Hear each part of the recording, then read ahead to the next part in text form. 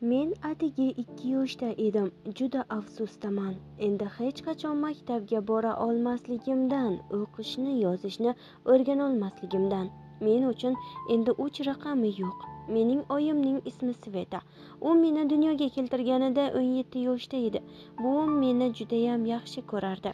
Dadam baxtim uchun o'z hayotini berishga ham tayyor edi. Baxtli go'dak edim. Oyim kompyuter qarshisida internetda ko'p vaqtini o'tkazardi. Men endi gapirishni o'rgana boshlaganimda dadam va oyim tez-tez va jiddiy janjallashib qolishardi.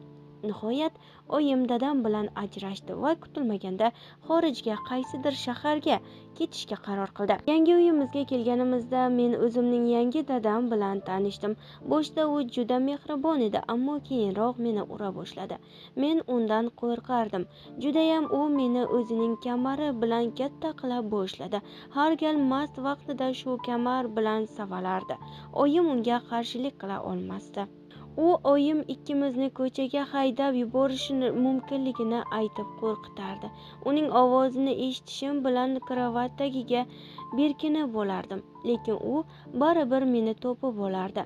Qo'rqib qochardim, lekin u baribir tutib olardi. Axir men tashlagan 3 qadamim uning bir odimlashiga ham yetmasdi. Bir kuni yangi dadam tobi yo'qligi uchun ishga bormadi. U bugungi kun mening tarbiyam bilan shug'ullanish uchun ajoyib imkoniyat ekanligini aytdi. Men devor qog'oziga yurakcha rasmini chizgandim. U bundan g'azablandi va kamarini yechib meni ura boshladi. Og'riq judayam kuchli edi. Oyim u meni qanday urayotganini shunchaki kuzatib turardi. Men hech narsa qila olmadim. Faqat yig'ladim. U oyimga kamarni tutqazdi va baqirdi: "Ur! Ey Xudo, oyijon, nahotki siz ham meni ursangiz?"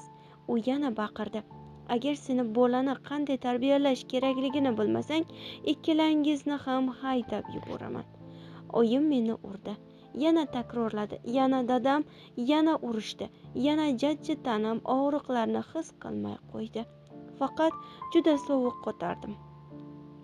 Oyim yig'lab kamarni uloqtirib yubordi va meni bag'riga oldi. Zo'rg'a uning yuzini siladim va shafqatsiz dunyoda oxirgi marta gapirdim: "Oyijon, sizni yaxshi ko'raman. Bugun o'lganimga 40 kun bo'ldi. Meni o'z yurtimizga, haqiqiy dadamning uyi yaqiniga ko'mishdi. Dadam va buvim har kuni qabrimga kelishadi. O'zlari bilan juda ko'p gul va o'yinchoqlar olib kelishadi. Afsuski, ular bilan gaplasha olmayman. Oyim qamoqda. Judayam afsusdaman. Baribir oyimni juda yaxshi ko'raman. Oyijon, men ham sizga o'xshagan go'zal qiz bo'lmoqchi edim. Eng chiroyli rasmlar chizmoqchi edim. Kun kelib siz kabi ona bo'lganimda farzandimni kamar bilan emas, mehr bilan tarbiya qilmoqchi edim. Oyijon, endi osmondaman. Bu yerda juda ko'p farishtalar bor, faqat siz yo'qsiz. Men atigi 2 yoshda edim. Juda afsusdaman. Endi hech qachon maktabga bora olmasligimdan, o'qishni, yozishni o'rganolmasligimdan. Men uchun endi 3 raqami yo'q. Biz bilan qoling va kanalimizni kuzatib boring. Xulosa o'zingizdan.